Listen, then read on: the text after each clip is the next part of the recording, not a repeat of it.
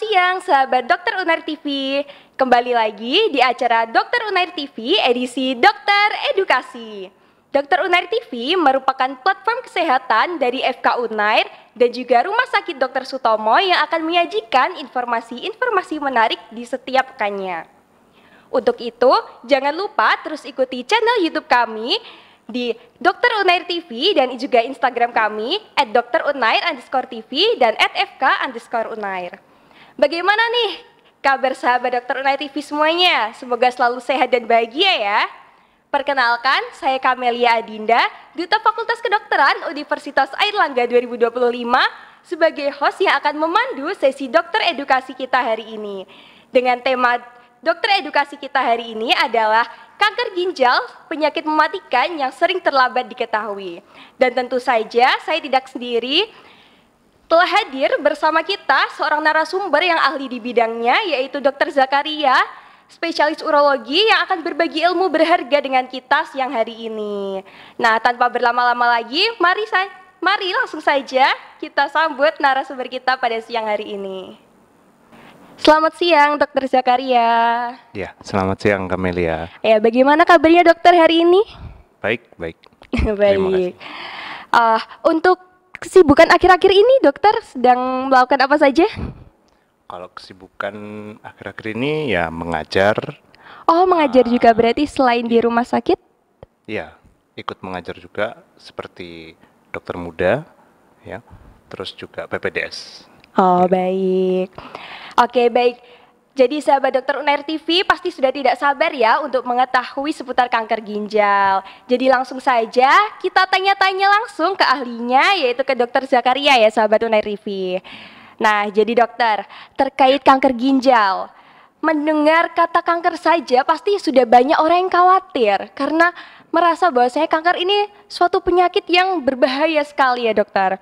Nah, untuk itu apa sih kanker ginjal itu dan bagaimana kanker ini bisa terjadi kepada seseorang? Oke, kalau dari nomenklaturnya aja kanker ya. Kanker itu suatu tumor atau benjolan yang ganas ya. Ganas ini maksudnya dia bisa berkembang dan bermutasi ya. Karena dia di ginjal, berarti yaitu tumor ganas yang terdapat pada ginjal seseorang. Nah, kalau untuk mekanisme terjadinya ceritanya pasti panjang ya, karena suatu kanker itu adalah suatu proses yang kronis. Terus setelah terjadi proses yang kronis tersebut, akhirnya terjadi tumor atau benjolan yang sifatnya ganas di ginjal. Baik. Kemudian apakah kanker ginjal ini sama dengan penyakit ginjal kronis? Oh, beda ya. Oh, beda. Jadi, ya dokter? Betul, beda. Jadi kalau kanker ginjal itu suatu pertumbuhan yang abnormal dari sel-sel ginjal tersebut akhirnya menjadi suatu sel yang ganas. Sedangkan kalau gagal ginjal kronik itu suatu kegagalan ginjal untuk melakukan pekerjaan yaitu filtrasi darah secara sempurna. Wah, berarti tidak sama ya dokter? Ya, tidak sama. Ya. Kemudian untuk dari penyebab utamanya sendiri untuk kanker ginjal itu apa ya dokter penyebabnya? Kalau untuk penyebab kita bisa lebih baik ngomongnya itu faktor risiko ya. Oh ya, faktor risiko. Faktor risikonya karena penyebab pasti suatu kanker itu sebenarnya tidak ada, pasti multifaktorial ya. Jadi lebih baik kita bilangnya faktor risiko. Nah, faktor risikonya itu ada beberapa. Ya, yang pertama yang sudah pasti yaitu merokok, ya. Terus yang kedua obesitas, ya, kegemukan. Terus yang ketiga itu hipertensi, ya. Terus yang keempat metabolic syndrome, ya. Metabolic syndrome itu ditandai dengan tingginya gula darah, hipertensi dan juga tingginya kolesterol dan juga trigliserid. Terus yang terakhir genetik. Oh, berarti faktor utamanya justru tadi yang dokter sebutin pertama kali adalah merokok ya dokter? Iya, cuman tetap ya suatu kanker itu harus disertai kerentanan genetik gitu. Jadi bukan pasti orang merokok terjadi kanker ginjal, tidak. Tergantung kerentanan genetiknya tersebut. Wah, baik. Untuk itu berarti dari kanker ginjal ini, apakah yang paling beresiko terkena kanker ginjal itu hanya orang-orang yang lanjut usia atau mungkin untuk remaja atau anak-anak itu juga rentan terkena kanker ginjal? Untuk kanker ginjal sendiri, orang tua memang prevalensinya atau angka kejadiannya memang lebih tinggi ya. Cuman balik lagi, apabila seseorang itu punya kerentanan genetik, ya kerentanan genetik atau bisa di masyarakat itu bilangnya bakat ya. Kalau dia mempunyai bakat genetik terhadap kanker ginjal tersebut, ya bisa dimulai dari saat usia muda. Wah, berarti tidak hanya orang-orang yang lanjut usia ya dokter Betul. ya. Berarti kalau semisal seumuran saya pun harus berhati-hati karena juga bisa terkena ya dokter. Betul.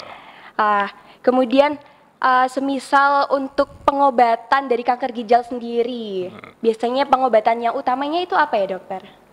Kalau untuk kanker ginjal itu pengobatannya tergantung dari stadiumnya ya.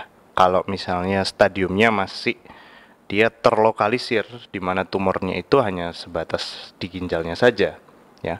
Itu terapinya operasi, ya. Bisa operasi hanya mengambil tumornya saja, atau kalau misalnya memang sudah besar, ya diambil seginjalnya juga operasinya. Nah, terus yang kedua, apabila tumornya sudah tidak bisa dioperasi atau sudah menyebar, ya, menyebar ke organ lain seperti paru-paru, hati, tulang. Nah, itu pengobatannya adalah imunoterapi. Oh, imunoterapi.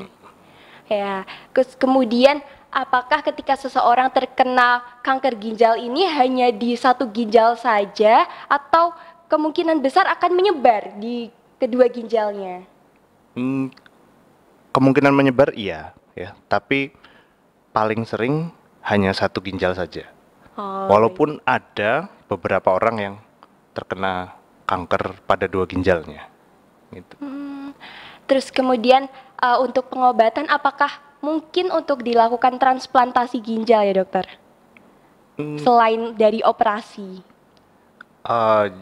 Kalau misalnya setelah diambil tumor dan ginjalnya, pasien tersebut mengalami gagal ginjal kronis dan dia merupakan suatu kandidat yang tepat untuk transplantasi ginjal, ya bisa saja dilakukan transplantasi. Wah ya, soalnya kan tadi katanya tidak hanya menyerang satu ginjal ya, tapi bisa juga keduanya terkena. Nah, mungkin nantinya pasiennya bisa membutuhkan transplantasi ginjal. Betul. Oke.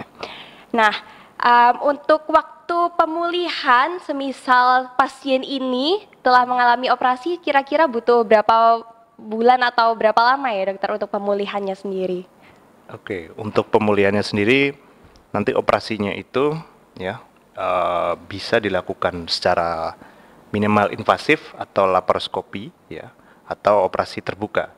Ya, terutama kalau kita melakukan operasi yang minimal invasif, pasti penyembuhannya recovery-nya ya itu bisa lebih cepat. Ya. Kalau untuk kepulangan pasien dari rumah sakit itu 3 hari bisa pulang dari rumah sakit. Tapi recovery-nya seperti penyembuhan luka dan dia bisa beraktivitas normal kembali, ya rata-rata itu lebih dari 2 minggu. Pasti. Wah, sekitar 2 minggu ya dokter. Betul. Ya.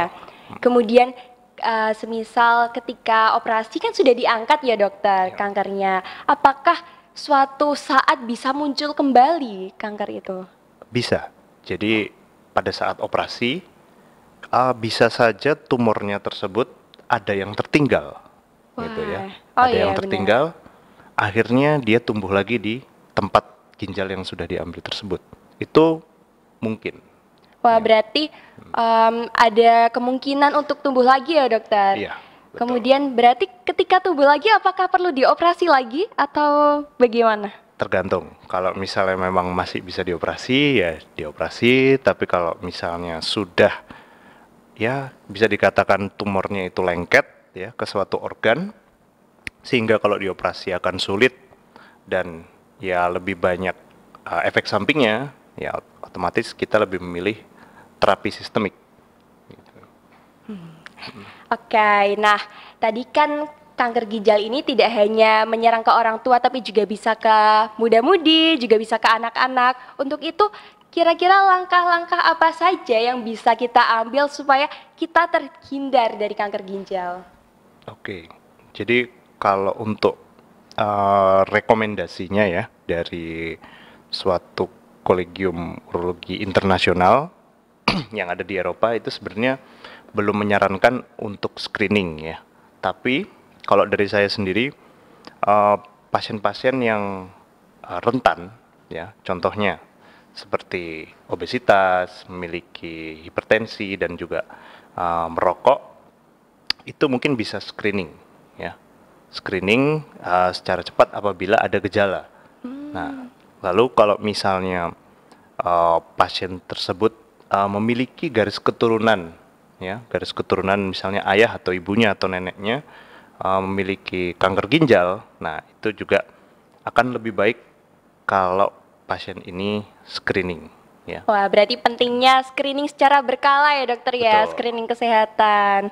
Oke, nah selanjutnya kita kan tadi sudah mendengarkan penjelasan dari dokter Zakaria terkait apa itu kanker ginjal, gejala-gejalanya, kemudian faktor risikonya, juga langkah-langkah pencegahannya.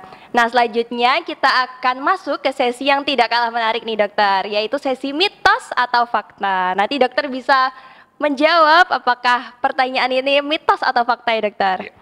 Oke, jadi yang pertama nih dokter, kanker ginjal selalu menyebabkan ada darah di dalam urin kita. Apakah benar? Tidak benar. Wah, tidak benar. Kenapa nih dokter? Karena tergantung lokasi dari kanker ginjal tersebut.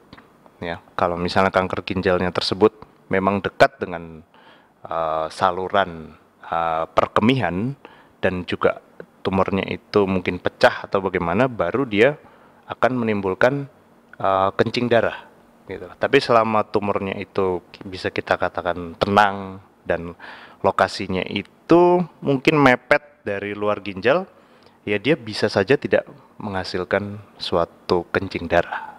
Gitu. Wah, berarti kalau misal ketika kencing ada darahnya berarti belum tentu itu kanker ginjal ya dokter? Belum tentu. Iya. Tapi alangkah baiknya kalau misalnya suatu orang itu memiliki sempat kencing berdarah, ya.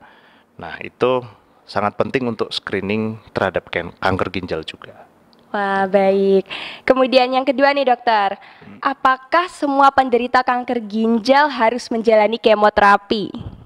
Oke, tidak harus ya. Apalagi pengobatan kanker ginjal itu sekarang sudah bukan kemoterapi lagi, ya, karena terbukti tidak efektif.